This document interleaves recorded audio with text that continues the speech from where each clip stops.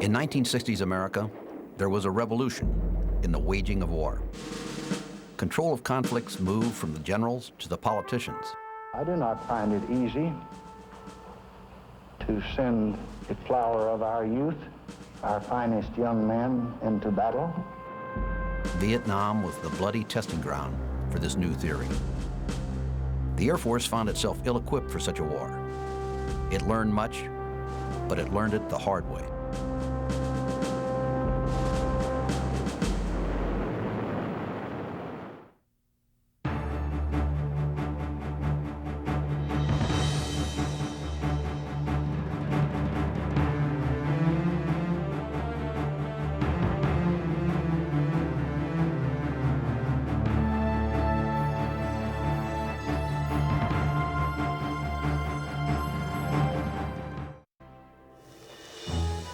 I'm Walter Boyne, and this is the story of the United States Air Force. The great bomber and missile fleets of the Strategic Air Command established a Pax Americana during the nervous Cold War years of the 1950s. But when a shooting war came in Southeast Asia, these mighty and terrible weapons proved to be of little use. In the early 1950s, France was the colonial power controlling the Southeast Asian territory of Indochina.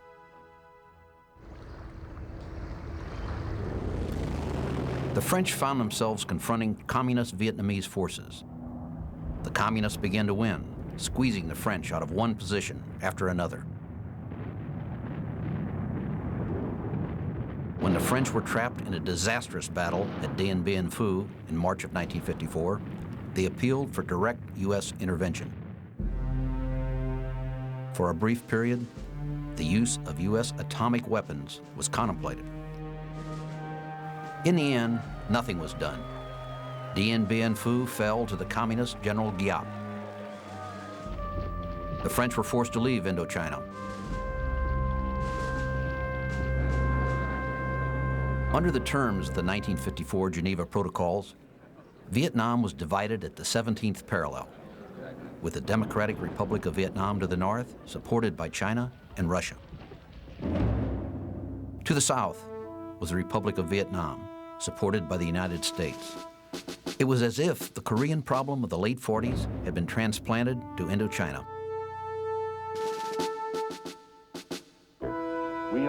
President Eisenhower recognized the elected regime of the Republic of Vietnam and promised support. He accepted the domino theory that all countries of Southeast Asia would fall one by one to the North Vietnamese if they were not checked. In the Middle East, here at home, unassisted, Vietnam cannot, at this time, produce and support the military formations essential to it. The United States decided to prevent the dominoes from toppling by shoring up the South Vietnamese with military equipment and training. On October 11, 1961, President Kennedy authorized the deployment of an element of the USAF Jungle Gym Combat Training Squadron to South Vietnam under the code name Farmgate. The nominal task was to train and equip the Vietnamese Air Force. The Vietnamese Air Force started with 6 squadrons and 97 ill-maintained planes in 1962. Under Farmgate, it grew to an effective force of 14 squadrons and 285 planes in 1965. But it was not enough, and never would be enough. The advisory phase mutated into direct USAF involvement. America found itself at war.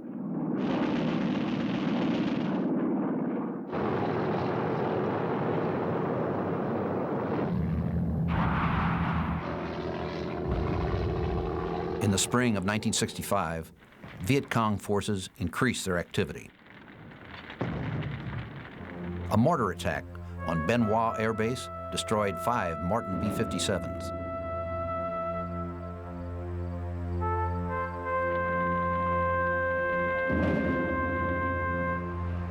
There was an attack on the American embassy in Saigon.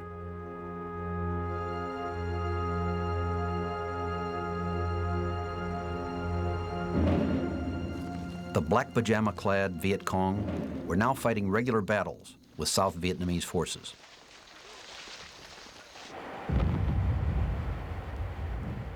The U.S. reaction to Viet Cong activity was a decision to use USAF tactical air power directly. This would include bombing infiltration trails in Laos and targets in North Vietnam.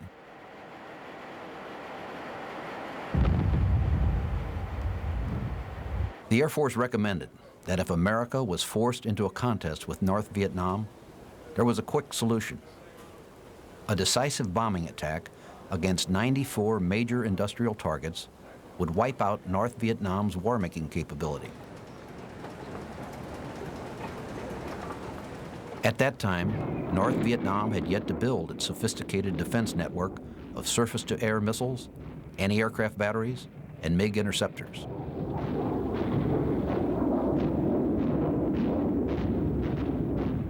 The only possible way for the United States to have lost in Vietnam was to commit huge land forces. The only way it could have won was with an overwhelming airstrike. And with your permission, therefore, I'd like to tell you something. But by the early 60s, a whiz-kid style of micromanagement had been thrust upon the Pentagon by Secretary of Defense Robert McNamara. McNamara was a master of quantitative analysis, the king of the number crunchers. He could recall statistics and destroy any briefer whose information was wrong. 10 of the types of planes which are operating off our carriers today in the South China Sea, because it was then that He believed that military equipment could be procured on the basis of statistical analysis. This belief was not shared by military professionals. When I graduated from National War College, apparently I was the #1 draft choice, so I was drafted up on the staff of Secretary Robert McNamara, who it was said about he knew the cost of everything and the value of nothing, and I learned that very well. It was a small step from procurement to using the same mathematically elegant techniques to conduct military operations. McNamara failed to understand that the corporate concept of a bottom line cannot be translated into the life or death considerations of military requirements. This failure would have a profound effect on America's ability to win the war. How would they have ever won World War II if they'd had direction like that? It was, McNamara set the Air Force back 15 years, maybe 30, I don't know. High peak. McNamara also failed to take the advice of the man who had created SAC's atomic shield, General Curtis LeMay. LeMay was now Air Force Chief of Staff, a post he did not enjoy. And he admitted he wasn't a very good chief. It just wasn't an environment. It's a committee action, a discussion back and forth. He was a marvelous commander, but he would say not a good chief. He was frustrated during that whole time period. I'm sure you realize that. By 1964, events all over the world could be monitored in real time in Washington, D.C. It became possible for the Commander-in-Chief to issue orders directly to the field on a day-to-day basis. It was a tempting prospect for most leaders. To Lyndon Johnson, it was irresistible. That the people of South Vietnam shall have the right of choice, the right to shape their own destiny in free elections. In World War II in Korea, the government had set broad policies for the military to fulfill in the conduct of military operations. But in Vietnam, the government would direct operations on a daily basis. It would prescribe targets and times of attack. It would even select the ordnance to be used. You know, President Johnson getting personally and deeply involved in what the airplanes would take. I've been sitting on the ramp and they stopped us and changed our ordnance load, and the order came down from the White House. I mean, you can't micromanage that way. Communications were rapid, but orders passed from the White House would have to pass through the various headquarters: the Pentagon, 13th Air Force in Hawaii, 7th Air Force in Saigon. By the time the orders reached the battlefield, the real situation could be completely altered, often because of leaks to the Viet Cong. The results were wasted sorties and vicious ambushes.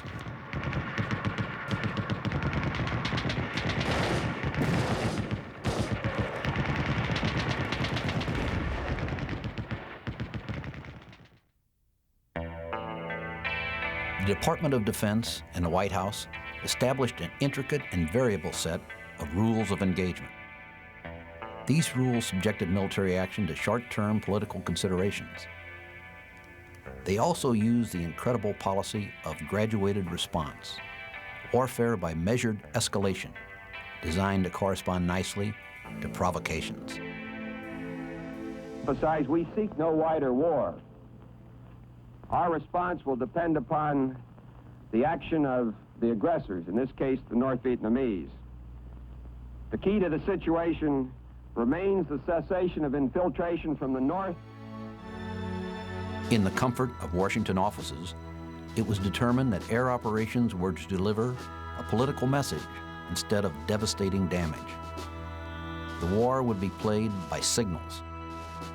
The rules that the politicians geared up for us in North Vietnam just made no sense at all. They were sending all these, they thought, subtle but profound signals that weren't, but the North Vietnamese looked on them as a sign of weakness, and they were right. It would fall to the men and women of all services to take up the slack of abject failure of civil and military leadership. They would do the best possible job under the worst conditions. And they would find themselves reviled by the public for doing their duty. But for whatever reason, we were there. And we had American young men there, many of which were conscriptees, 55,000 of whom gave their lives. They risked everything they had and they lost it. And I read in Mr. McNamara's book that he said, the President and I got many, many recommendations from the Joint Chiefs of Staff, all of which had a paragraph about the risks involved. And in every one of them, there was the risk of intervention, the risk of attack, the risk of exploiting, the risk of that and the other. And so McNamara said, the President and I had already agreed that we weren't going to take those risks. You can't persist long in asking your young men, and now your young women, to risk everything they have in war if the nation that's putting them in that position isn't willing to share their risks.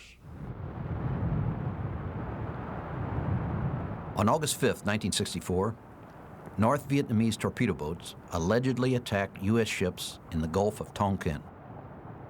2 days later, the Congress passed the Tonkin Gulf Resolution, granting the President greater authority to strike back against North Vietnam. B-52s were sent to Andersen Air Force Base, Guam.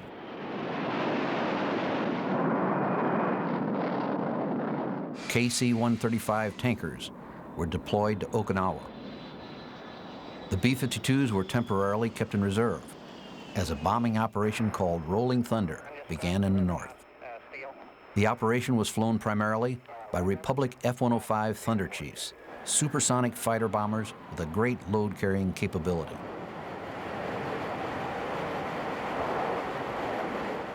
The F-105 was fondly called the Thud, an ironic reference to its huge size and weight.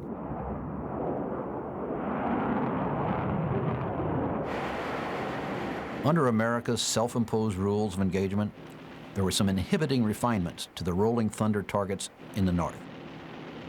Traffic along roads, bridges, rail lines, and radar sites were eligible targets. But it was forbidden to hit surface-to-air missile sites or the MiGs visible on North Vietnamese airfields. North Vietnamese dikes damming the water for rice paddies were off limits. Consequently, the rice paddies became a favored site for North Vietnamese anti-aircraft batteries.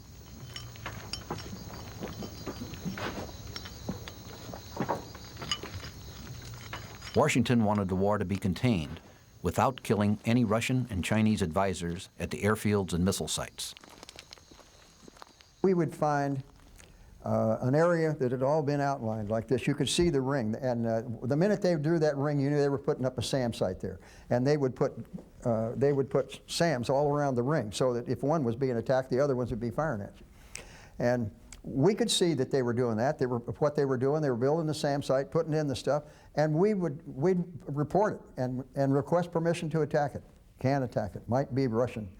The Russians are helping the Vietnamese, and the Russians maybe. We'd send a wire back and say, so there's a Russian there. He knows it's a combat zone. What the hell is the problem? Let us go after. Nope, that's off limits. And then a month later, that damn SAM site would be up and would be firing, and then we would get direction to go in and hit it. Now instead of taking care of it easily and not losing anybody, you go in there and probably lose at least one airplane trying to knock that whole SAM site out, and maybe not even do it.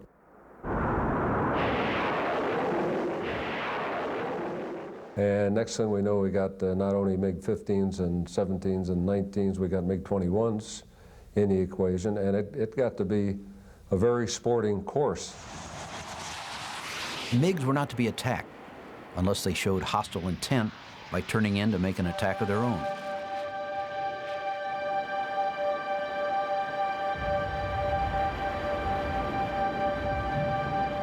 Over the next 2 years, the USAF and the Navy accelerated their efforts under rolling thunder. They flew nearly 170,000 sorties. They dropped hundreds of thousands of tons of bombs. They killed almost 30,000 civilians. In response, the hardy North Vietnamese dispersed their facilities. They increased their imports of arms, petroleum, and food from Russia and China.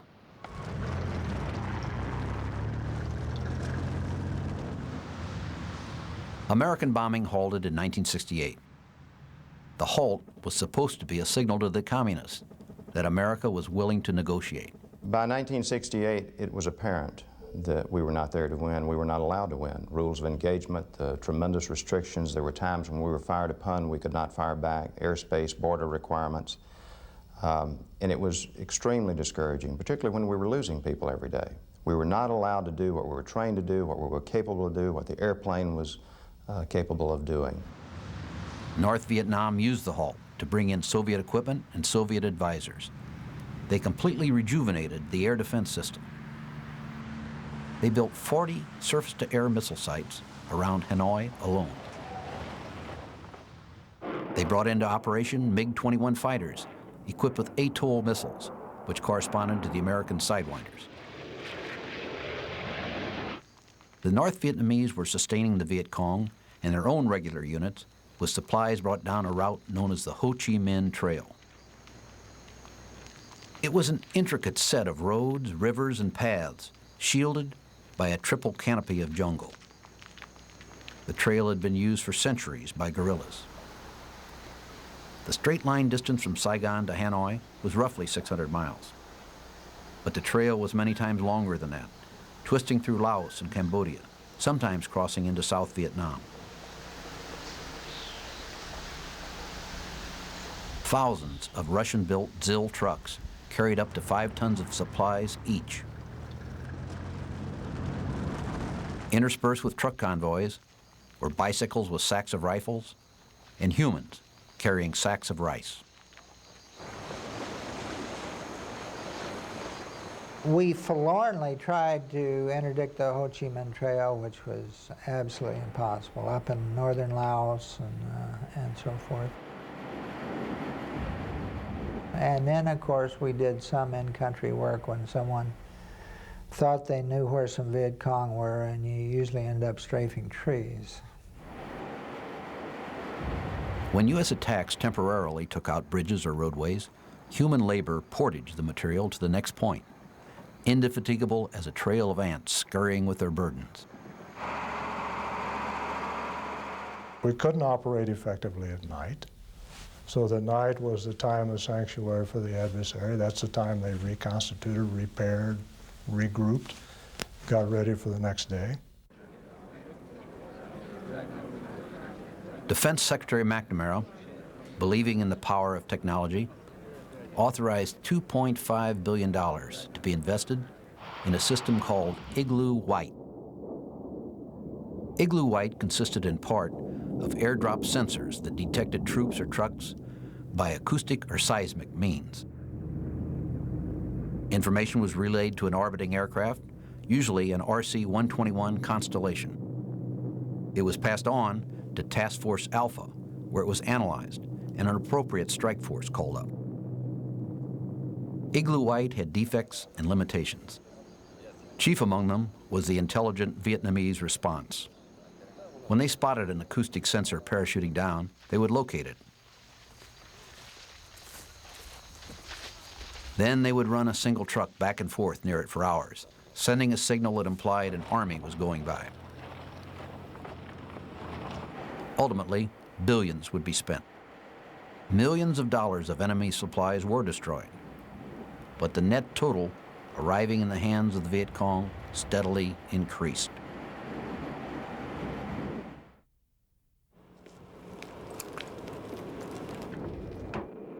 Just as in Korea, public interest in the war centered around the air-to-air combat with Russian and Chinese-built MiG fighters.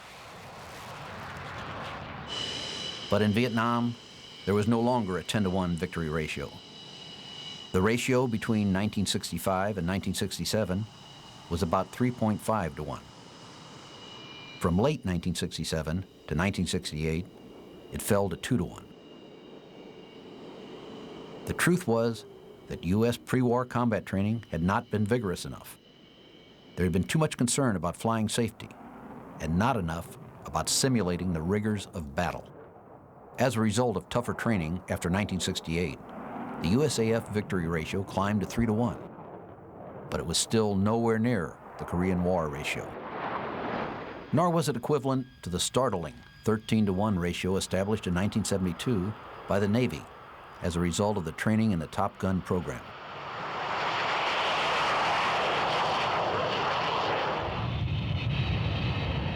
A number of factors led to the Air Force's low victory-to-loss ratio. One of the most important was that the North Vietnamese People's Air Force was strictly controlled from the ground. It refused combat under all but the most favorable circumstances. They like to get supersonic, either high or low, fire their ATOL heat-seeking missile, and dive away. And they learned that they didn't want to get in close. The McDonnell Douglas F-4 Phantom was undoubtedly the best fighter during the 1960s, and in many ways was suited to the Vietnam War. It had long range and could refuel in flight. It was fast and could carry a heavy load.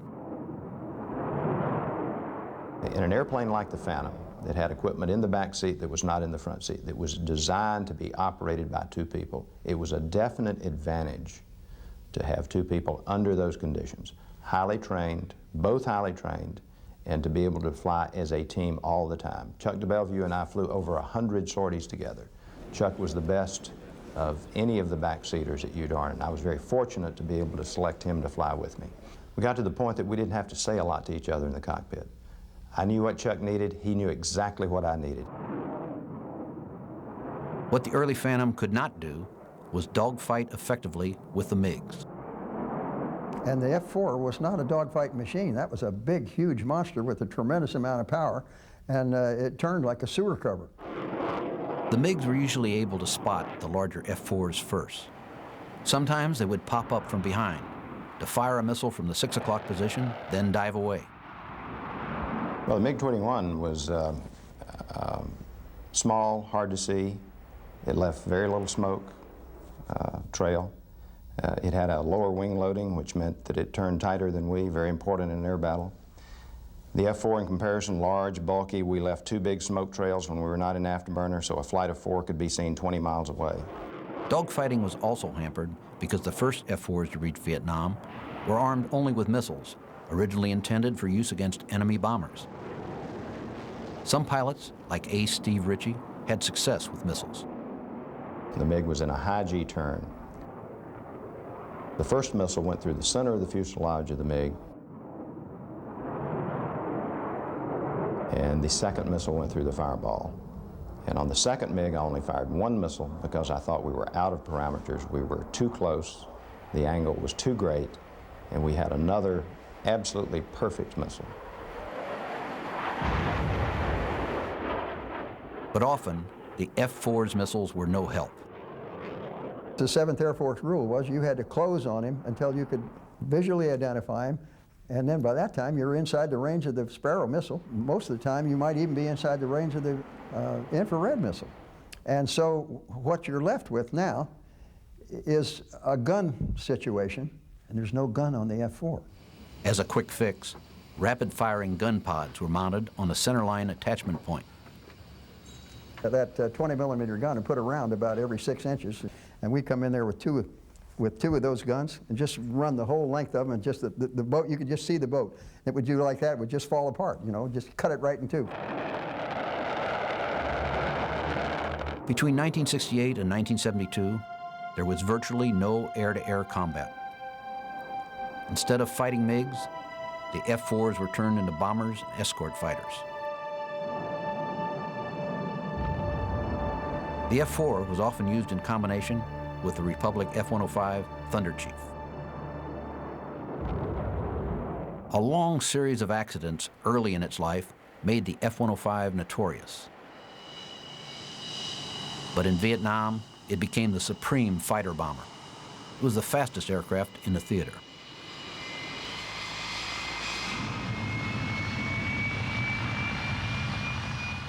It was able to streak through the tough North Vietnamese defenses, drop its bombs, then, if necessary, dogfight its way out, using its internal gun to kill the MiGs.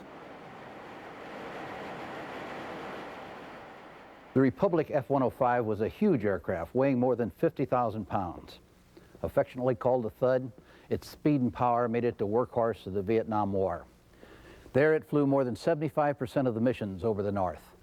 This particular aircraft, Memphis Belle II, was a tough customer. On its tour, it shot down 2 MiGs. We quickly found that we could, with conventional weapons and using some of the techniques that those of us who had the opportunity to use in Korea were still familiar with and could teach and get other people to do. Using those techniques with conventional, dirty old 750-pound iron bombs, 6 of them hung underneath the belly, or 2,000-pounders on the wing, that we could do extremely precise bombing work with that airplane. We're getting flak out the target one. Watch it.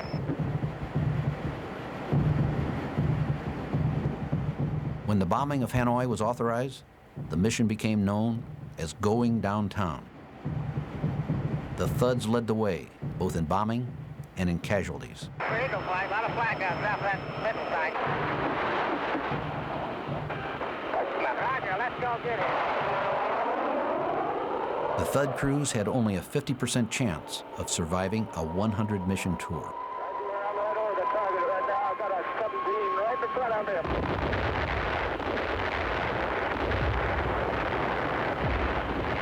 I can only describe it as the most eerie sensation I have ever had in my life. Between my wingman and myself, a guy named John Bobel, all of a sudden there is a roar that's beyond description, and incandescent light that just goes in through your eyes and right down to your stomach. It paralyzes everything. 2 SAMs came up between John and myself, and we're perhaps 50 yards apart. Thuds and F-4s shared one of the most dangerous and most vital missions of the war. The task of the Wild Weasel mission was to suppress surface-to-air missiles. In North Vietnam, Wild Weasel teams would seek out SAM sites by offering themselves as targets. When the SAM radars illuminated them, the Wild Weasel aircraft would launch radar-homing missiles to destroy the radar sites. Okay, keep turning left. Okay. A little out now, he's strong. 5. Okay, I got that man. Okay, Detroit, let's get out of here to the southwest. By the time we were halfway through my operation with Rolling Thunder, if you had to go in without ECM pod, or if you didn't have a Weasel flight along, you felt quite persecuted. The Wild Weasel mission was an incredibly hazardous, nerve-wracking job. Weasels would remain on station as the attackers left the target area, earning their motto, first in, last out. A much larger, older, and more unlikely aircraft became a major player in Vietnam. The Boeing XB-52 made its first flight on April 14, 1952. It was intended as a high-altitude nuclear bomber, capable of single-plane missions to the heart of the Soviet Union. No one in the Air Force or at Boeing would have predicted that 20 years later, it would still be in use in Vietnam as an aerial artillery platform, flying in formation and dropping conventional iron bombs. At 30,000 feet, the B-52s were unseen and unheard from the ground.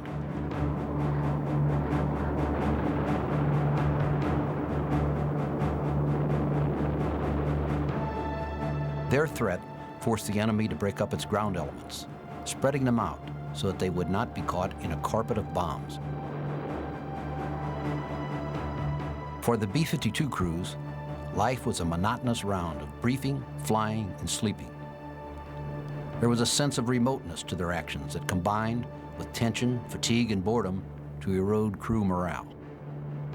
Crew members mockingly called themselves coconut knockers for the hours they spent bombing the jungle. But the B-52s were reputedly the weapon most feared by the Viet Cong.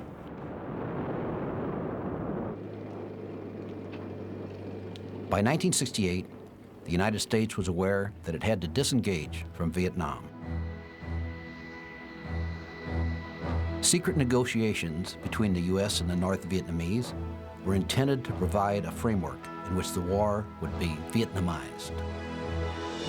South Vietnamese forces would be so trained and strengthened that they would not require U.S. support.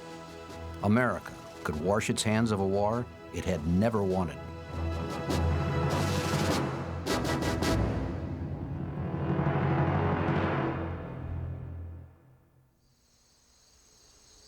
On October 23, 1972, all bombing was halted north of the 20th parallel. But the North Vietnamese took advantage of the cessation of bombing to repair railroads and bridges, gearing up for a major assault on the South.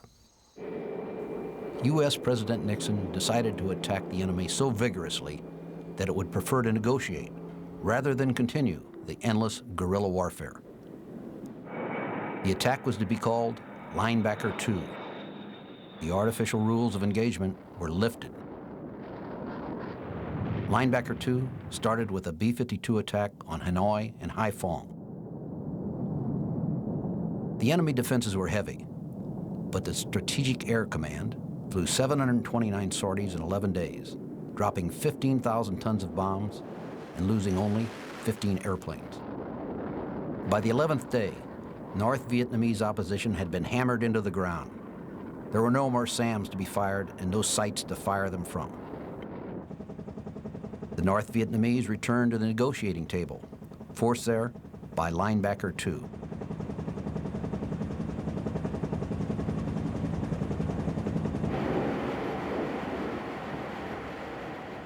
Among the unsung heroes of the war were the crews of the Boeing KC-135 tankers that refueled the attack aircraft in flight. The KC-135s were in effect a force multiplier.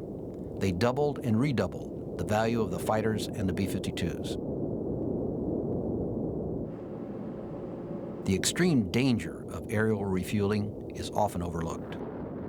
The tanker is 300,000 pounds of fuel and metal moving at 500 miles an hour.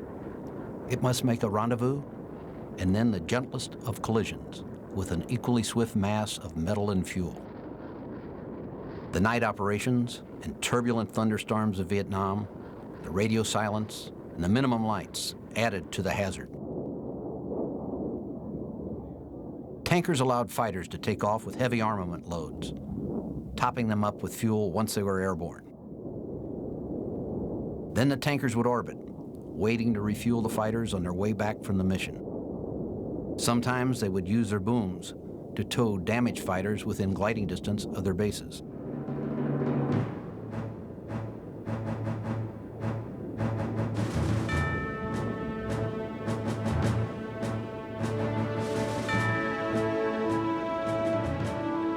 In the course of the war, the KC-135s made more than 800,000 refuelings, offloading almost 9 billion pounds of fuel. The rewards for this hard, hazardous, unrelenting work were mainly psychological. A fighter pilot might say, "Thanks, you can count that as a save," as he broke away. But for the tanker, he would have had to abandon his aircraft. A tanker crewman rarely had to buy his own drinks on a fighter base.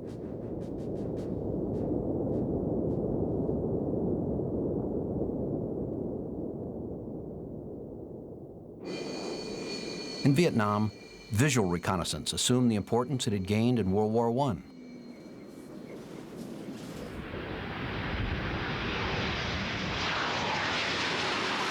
The intimate nature of war in Vietnam, brothers fighting against brothers in their own villages, made visual reconnaissance absolutely critical.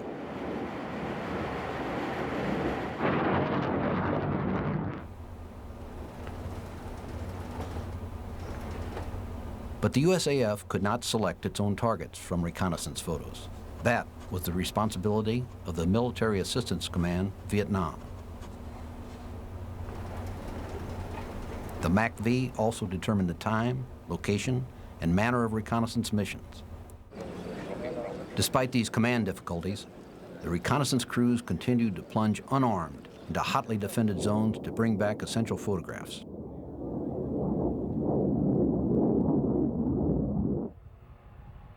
The most intimate of all forms of reconnaissance in the war was the forward air controller.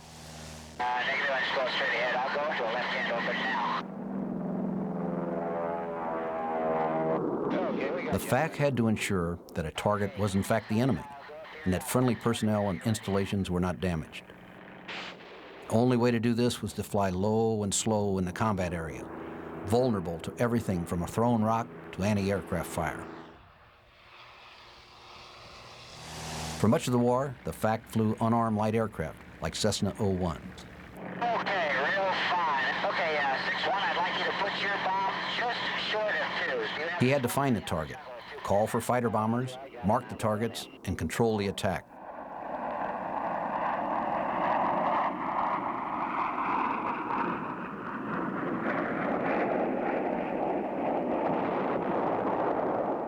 All this, and the ability to assess damage, called for extreme skill and courage. Later in the war, fast forward air controllers, jet F-100s and F-4s, conducted fast reconnaissance in high-threat areas.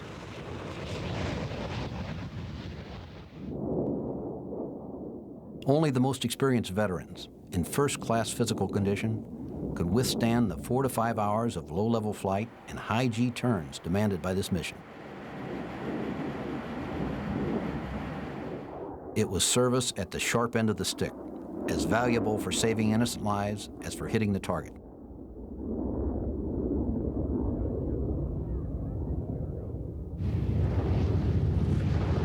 Strategic airlift was more important in Vietnam than it was in either World War II or Korea. Neither the harbors nor the roads of Vietnam permitted timely unloading of ships. 34 squadrons of the Military Airlift Command were dedicated to airlift. Initially, most of the aircraft used were obsolete Douglas C-124s. The first major boost to cargo capability was the Lockheed C-141 in 1965. It could carry twice the C-124's cargo, twice as fast and twice as far.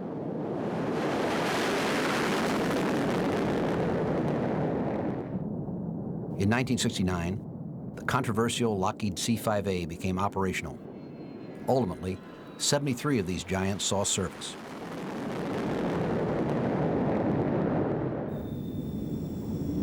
Tactical airlift in Vietnam came into its own with the arrival of the Lockheed C-130 Hercules, an immensely strong 4-engine turboprop. The transports operated routinely in the combat zone. Some analysts have written that tactical airlift was more important in Vietnam than the interdiction provided by tactical fighters.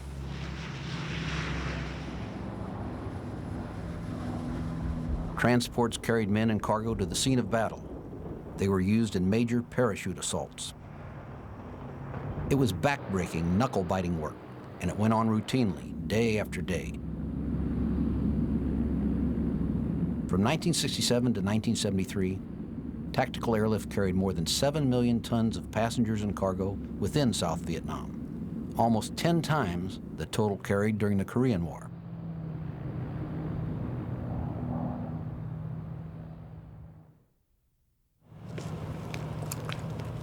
One of the most potent weapons of the Vietnam War, the side-firing gunship, was derived from transport aircraft.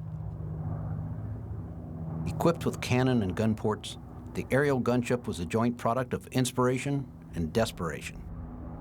The theory was that the pilot would make pylon turns, sighting his wingtip on a point on the ground and circling around it. Guns in the side of the aircraft could be sighted accurately on the relatively stationary target. There were plenty of C-47s around to be converted as gunships. The AC-47 gunships came to be called Spooky, or Dragon Ship, or Puff, inspired by the song Puff the Magic Dragon, referring to the outpouring of flame and smoke when the guns were fired.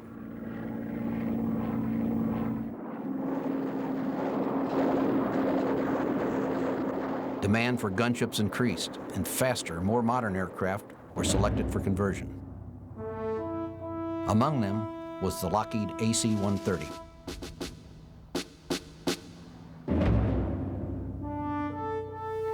Like an ancient ship of the line, the Lockheed Martin AC-130 is truly an angel of death. It bristles with side-firing weapons, from the 20-millimeter Gatling guns to the 7.62 miniguns to the 40-millimeter cannon. Taken together, their volume of fire makes it a dominant battlefield weapon.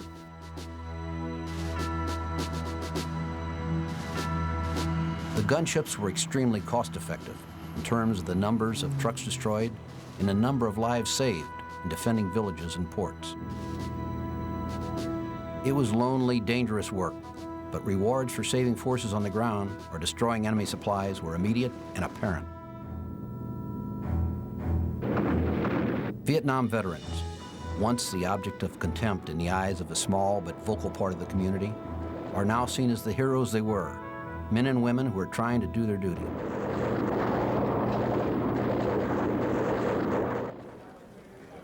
Of all the missions in Vietnam, the one that best captures the spirit of good intent is that of the search and rescue teams. They risk their lives day in and day out for their motto, so that others may live. By 1968, every aircrew member flying in Southeast Asia knew that if he went down, every effort would be made to rescue him, regardless of location, cost, or impact on other missions. And most people would have broken all of the rules. They would have done anything possible to rescue a downed colleague. It was not until November 1964, after more than 20 aircraft had crashed or had been shot down, that the first official trained search and rescue capability became available.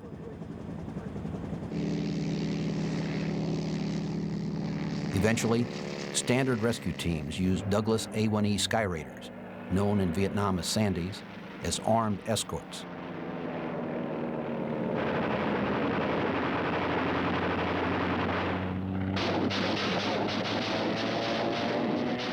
The job of the Sandies was to put down suppressing fire, to keep the enemy away from the downed aircrew while the helicopters went in to make the rescue. Okay, as soon as you two get through, go out and pick up the jollies and bring them in. Sandy 3, roger, we're on our way over. Follow me, Jolly, follow me.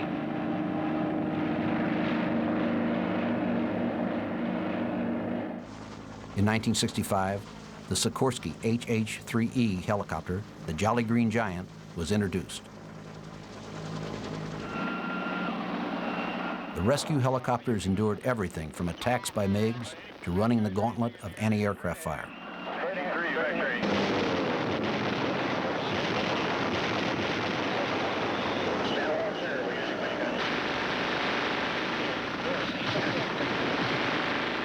Hold your hover.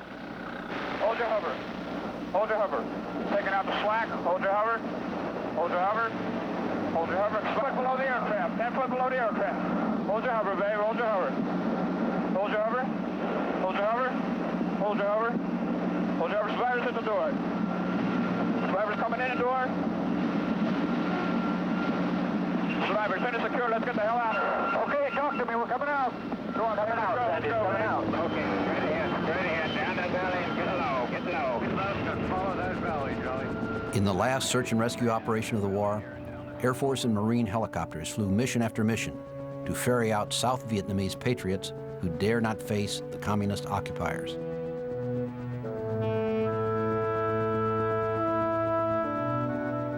The United States Air Force entered the war in Southeast Asia when it was ordered to do so. It withdrew in the same way. In 8 years of the air war, we never really won air superiority. We would have air superiority conditional at times and places, but in terms of a general air superiority, in 8 years, we never won air superiority. It has nothing to do with whether we were there, whether we should have been there. We were there, and we fought the war in the wrong way. And we shouldn't hazard our people like that. That's primitive. That's the kind of conflict they did in the Dark Ages when armies slaughtered each other. 55,000 young men that didn't have to die. As senseless as the entire intervention had been, there were lessons to be learned from it. Make no mistake, we came out of the Vietnam War with an enormously deeply embedded, almost burned into our souls, set of lessons about our inadequacies. That is, about the deficiencies in our ability to do what we thought air power would be able to do and what we certainly knew air power should be able to do.